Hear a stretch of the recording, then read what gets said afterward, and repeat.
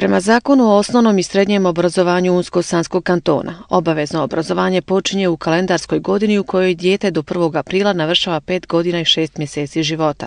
No, mogu se upisati i djeca mlađa od utvrđene starosne dobi, ako to traže roditelji ili staratelji i ako menadžment i nastavnici škole, nakon što razmotre preporuke relevantnih stručnjaka, budu sigurni da je to u interesu djeteta.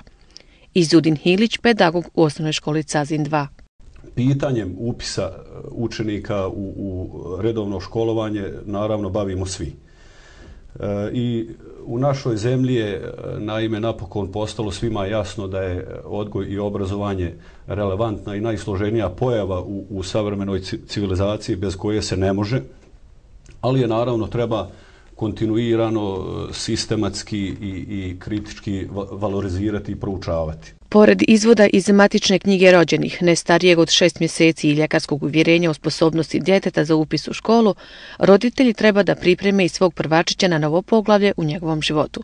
Međutim, u ovom uglavnom griješe, jer su fokusirani na to da dijete nauče čitati, pisati i računati, kako bi lakše usvojilo nastavne sadržaje, kaže Hilić ističući. Što je potpuno neispravno i što je u stvari u opisu poslova nastavnog kadra koji će prema važećim programima rada sa djecom to kasnije realizirati. Dijete pripremiti za upis i prvi susret sa školom je neophodno i u tom smislu u najkraćim crtama, dakle, potrebno ga je naučiti sljedeće. Prije svega kulturi i higijeni, kulturnim navikama za normalnu komunikaciju, normalno ophođenje sa starijim osobama, nastavnicima, vršnjacima i tako dalje, odjevanju, korištenju toaleta, redovnom pranju ruku, naučiti dijete da se brine za svoje stvari, dakle školski pribor, knjige i tako dalje.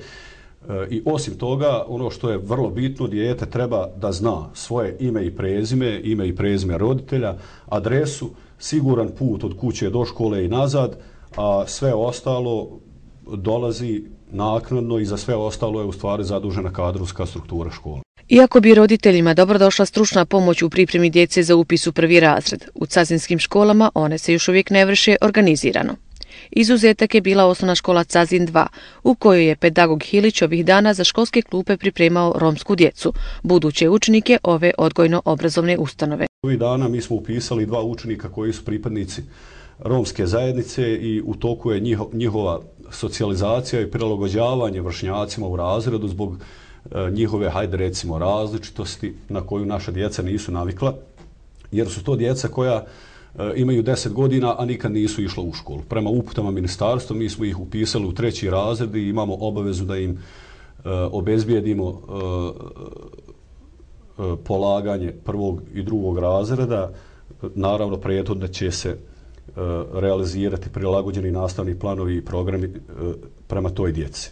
Po riječima Hilića, poziv za upis djeteta u 1. razred osnovne škole više se ne prakticira, jer roditelji često, uglavnom iz opravdanih razloga, djecu upisuju u škole koje im više odgovaraju, a ne prema utvrđenom školskom području.